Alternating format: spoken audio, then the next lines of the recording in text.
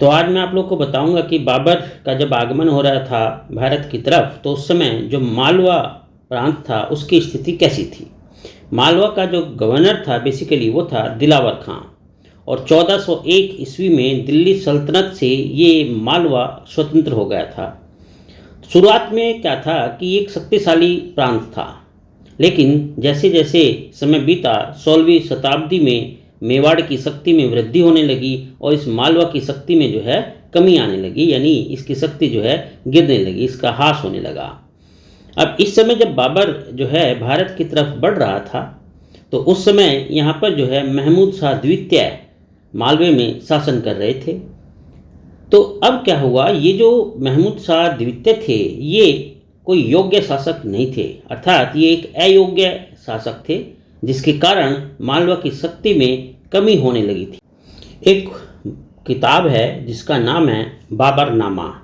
ये जो किताब है बाबरनामा बेसिकली ये बाबर की आत्मकथा कहलाती है, अर्थात सीधे सीधे शब्दों में बोलें तो बाबर की अपनी आत्मकथा बाबरनामा में, ठीक है, बाबर लिखता है कि जो मालवा के शासक थे वो खलजी सुल्तान कहलाते थे, ठीक है, और जो राणा सांगा थे उस समय, राणा सांगा ने इन खलजी सुल्तान को पराजित किया और पराजित करके इस मालवा राज्य के अधिकांश भाग पर अपना अधिकार जमा लिया।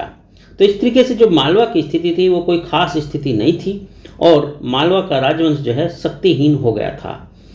तो यानी मालवा राज्य भी जो है बाबर के आगमन के समय कोई खास बेहतर स्थिति में नहीं था कि वो बहुत बढ़िया जो है बाबर का अपोज कर सके।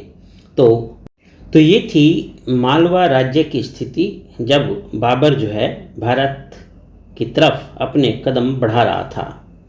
तो उम्मीद करता हूँ कि आपको बेहतर समझ में आ गई होगी। मैं अपनी नई वीडियो में और कुछ नए तथ्य को शामिल करूंगा। आप लोग चैनल को सब्सक्राइब कर लेना, लाइक करना और कमेंट करके बताना कि और आप क्या चाहते हैं और आपको ये कैसा लगा। तो चलिए, अपना ध्यान रखना।